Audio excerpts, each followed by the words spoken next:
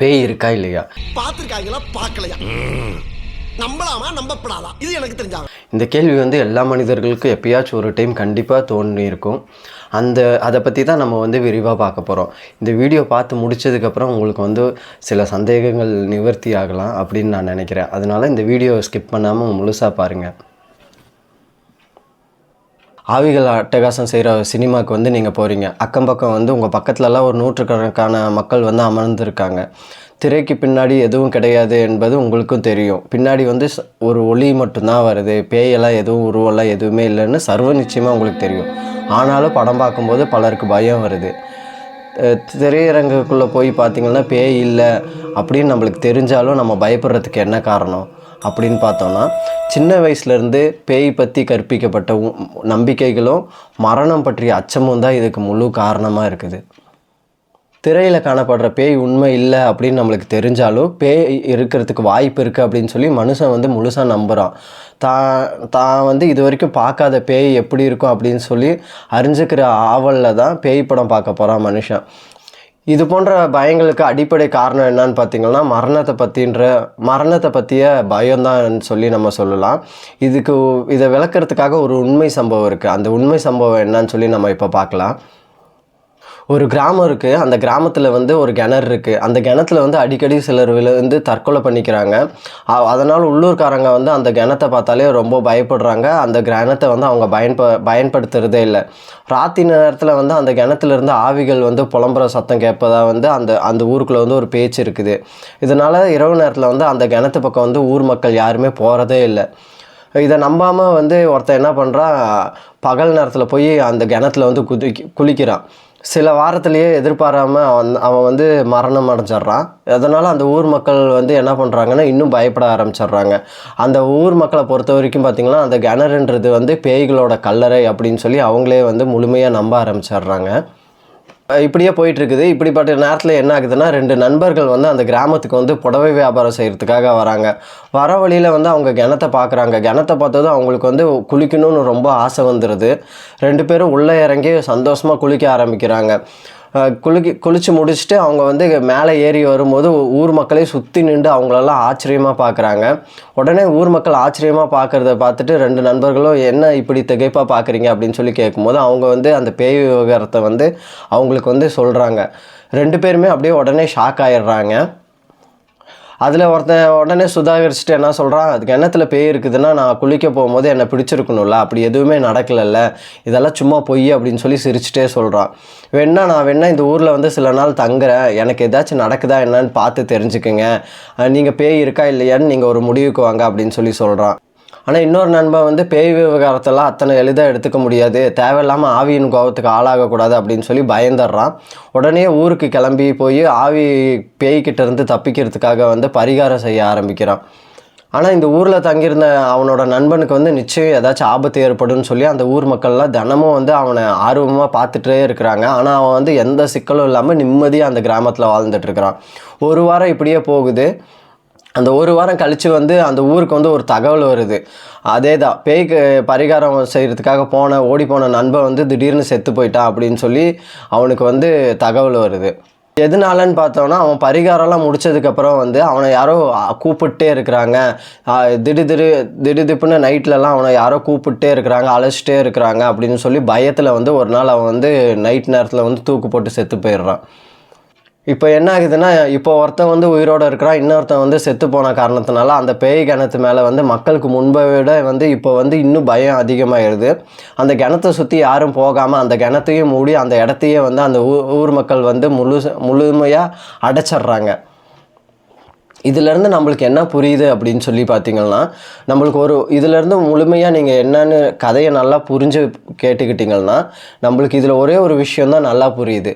பயந்தவனுக்கு தான் மரணம் நிச்சயம். பேயின்றது ஒன்று கிடையாது, பயந்தவனுக்கு மட்டும்தான் மரணம் நிச்சயம். அப்படின்னா எதுக்கும் யாருக்கும் பயப்படக்கூடாதா அப்படின்னு சொல்லி கேட்குறீங்களா?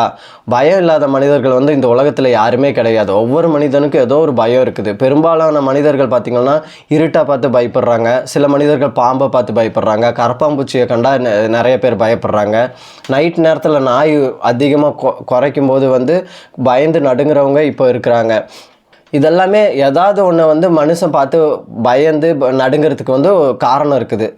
அவங்க என்னன்னா சம்மந்தப்பட்ட அந்த விஷயத்த இருக்கு இல்லைங்களா, இப்போ பாம்பாக இருக்கட்டும், கரப்பாம்பூச்சியாக இருக்கட்டும், இருட்டாக இருக்கட்டும், நாயாக இருக்கட்டும், இந்த விஷயத்தை பற்றி எல்லாமே வந்து ஒரு தெளிவான புரிதல் இல்லாத காரணத்தினால தான் அவங்க எல்லாருமே வந்து ஒவ்வொரு விஷயத்தை பார்த்து பயப்படுறதுக்கு வந்து காரணமாக அமையுது. இன்னொரு வகையில் இதை பற்றி சொல்கிறதா இருந்தால், பயம் ஏற்படுறதுக்கு காரணமே முதல் காரணமே பார்த்திங்கன்னா மனிதனாக தான் இருக்கிறான். இப்போ எனக்கு ஒரு பயம் வருதுன்னா அதுக்கு காரணமே நானாக தான் இருக்கிறேன். நாமே பயம் ஏற்படுத்திக்கிறதுக்கு எப்படி நம்ம காரணமாக இருக்க முடியும் அப்படின்னு தானே கேட்குறீங்க. சின்ன வயசில் வந்து ஆசிரியரை பார்த்து பயப்படுறீங்க, அவர் அடிப்பார் அப்படின்னு சொல்லி பயப்படுறோம். ஒழுங்காக படிச்சிருந்தாலோ இல்லை ஒழுக்கமாக நடந்திருந்தாலோ எந்த ஆசிரியரை பார்த்து நம்ம பயப்பட வேண்டியதில்லை. அதே மாதிரி பார்த்திங்கன்னா ஒரு மேடையில் ஏறி ஸ்டேஜ் பர்ஃபார்மன்ஸ் பண்ணுறதுக்கோ இல்லை பேசுகிறதுக்கோ வந்து நம்ம ரொம்ப பயப்படுறோம். அதே நம்ம முறையான பயிற்சி எடுத்திருந்தால் நம்ம பயப்பட வேண்டிய அவசியமே இல்லை. அதே மாதிரி ஆஃபீஸில் பார்த்திங்கன்னா உயர் அதிகாரை பார்த்து பயப்படுறோம், வீட்டில் வந்து மனைவியை பார்த்து பயப்படுறோம். நம்ம எந்த தவறுமே பண்ணலன்னா அதிகாரியை பார்த்தோ மனைவியை பார்த்தோ பயப்பட வேண்டிய அவசியமே நம்மளுக்கு இருந்திருக்காது. அதனால தான் பெரும்பாலுமே பயம் ஏற்படுறதுக்கு வந்து மனிதன் தான் முக்கியமான காரணமாக இருக்கான். இப்போ நமக்கு ஒரு பயம் ஏற்படுதுன்னா அதுக்கு முக்கியமான முதல் காரணம் வந்து நம்மளாக தான் இருக்கிறோம். அப்படின்னா பயம் வந்து தேவையில்லாத ஒரு விஷயமா அப்படின்னு சொல்லி நீங்கள் கேட்கலாம். அப்படியெல்லாம் இல்லை. பயம் வந்து சில நேரங்களில் வந்து மிக அவசியமான ஒரு உணர்வாக இருக்குது. எதுக்கு பயப்பட வேணும், எந்த நேரத்தில் பயப்படணுன்ற ஒரு தெளிவான பார்வை வந்து ரொம்ப அவசியமாக இருக்குது. ஏன்னா உயிரை காப்பாற்றுறதுக்கு வந்து பயம் வந்து ஒரு முக்கியமான தேவையான உணர்வு. இப்போ உயிருக்கு ஏதாச்சும் ஒரு ஆபத்து நேருது அப்படின்னா அதை எச்சரிக்கை பண்ணவும் தப்பிக்க செய்யவும் வந்து பயன்ற ஒரு உணர்வு வந்து முக்கியமான விஷயமா இருக்குது. இப்போ நம்ம வீட்டில் வந்து சமையல் கேஸ் எரிவாயு வந்து கசியுதுன்னா உடனே நம்ம பயத்தோட ஜன்னலெல்லாம் ஓப்பன் பண்ணி வச்சுட்டு அந்த வாயு கசிகிறத வந்து நம்ம ஸ்டாப் பண்ணணும். அப்போ தான் வந்து நம்ம உயிரை வந்து நம்ம காப்பாற்றிக்க முடியும். அதே மாதிரி ஏதோ ஒரு மிருகத்துக்கிட்ட வந்து நீங்கள் மாட்டிக்கிறீங்க அப்படின்னா உங்களுக்கு உடனே பயம் வரும். பயம் வந்தாகணும். அப்போ தான் நம்ம வந்து எப்படி தப்பிக்கிறது அப்படின்றத வந்து நம்ம மூளை யோசித்து நம்ம அங்கேருந்து தப்பிக்க முடியும். நம்ம பயப்படும் போது 2 வகையான நிகழ்வு ஏற்படுது அப்படின்னு சொல்கிறாங்க. ஒன்று வந்து தப்பிக்கிறது, ரெண்டாவது வந்து எதிர்த்து நிற்கிறது. இந்த 2 உணர்வுகளுமே வந்து மனிதன் வாழ்க்கையில் வந்து ரொம்ப இன்றியமையாத ஒரு விஷயம். தேவையான இடத்துல தப்பிக்கவும் தேவையான இடத்துல எதிர்த்து நிற்கவும் நம்மளுக்கு தெரிஞ்சிருக்கணும். பயத்தை எப்படி எதிர்த்து நிற்கிறது அப்படி தானே கேட்குறீங்க. மனிதர்களுக்கு வந்து இந்த உலகத்தில் பார்த்திங்கன்னா மனிதர்களுக்கு வந்து விதவிதமான பயம் இருக்குது. ஆயிரக்கணக்கான மருத்துவ ரீதியாக வந்து ஆயிரக்கணக்கான ஃபோபியா இருக்குதுன்னு சொல்லி சொல்கிறாங்க. கருப்பு நிறத்தை பார்த்தா பயம், லிஃப்ட்டை பார்த்தா பயம், கடலை பார்த்தா பயம், தனிமையாக இருக்கிறதுக்கு பயம், இடி இடித்தா பயம், மழை பெஞ்சா பயம், இப்படின்னு சொல்லி ஆளாளுக்கு வெவ்வேறு விதமான பயம் இருக்குது இந்த உலகத்தில். ஆனால் இந்த எல்லா பயத்திலேருந்தும் அவனுக்கு அந்தந்த மனிதனுக்கு இருக்கிற எல்லா பயத்திலேருந்தும் அவனால் கண்டிப்பாக விடுபட முடியும். அது எப்படின்னு பார்த்தோன்னா, நம்ம மனசை வந்து திடமாகவும் ரொம்ப பலமுள்ளதாகவும் மாற்றிக்கிட்டோன்னா பயத்தை வந்து நம்ம பயனுள்ளதாக மாற்றிக்க முடியும்.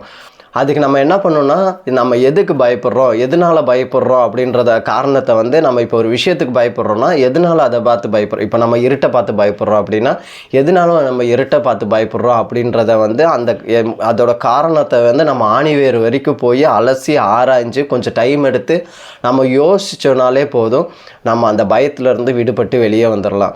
நீங்கள் அப்படி நம்ம ஒவ்வொரு பயத்துக்குமே நம்ம எதனால் பயப்படுறோம், இந்த பயம் நமக்கு இருக்குதுன்னா நம்ம எதனால் பயப்படுறோன்றதை நீங்கள் சிந்திச்சு ஆணி வேறு வரைக்கும் போய் அலசி ஆராய்ஞ்சிங்கனாலே அந்த பயம் ஏற்படுறதுக்கு முதல் காரணம் நம்மளே தான் இருக்கிறோம். இந்த பயத்துக்கு காரணமே நம்ம தான் அப்படின்றது வந்து உங்களுக்கு புரிஞ்சிடும். அப்படி நீங்கள் அந்த உண்மையை புரிஞ்சுக்கிட்டாலே பார்த்தீங்கன்னா பயம் வந்து உங்களை பார்த்து பயப்பட ஆரம்பிச்சிடும். அதனால நம்மளுக்குள்ளே ஏதாவது ஒரு பயம் இருந்துச்சுன்னா, இப்போ உங்களுக்குள்ளே ஏதோ ஒரு பயம், இப்போ இருட்டை பார்த்து உங்களுக்கு பயம், இல்லை பாம்பை பார்த்து பயம், பல்லியை பார்த்து பயம் அப்படின்னா நீங்கள் அதுக்கு என்ன காரணம், எதனால நம்ம இதை பார்த்து பயப்படுறோம் அப்படின்னு சொல்லி உங்களை நீங்களே ஒரு டைம் ரீகால் பண்ணி அதை அலசி ஆராய்ஞ்சிங்கனாலே அந்த பயத்திலேருந்து நீங்கள் விடுபட்டு பயம் இல்லாத வாழ்க்கையை வாழலாம்.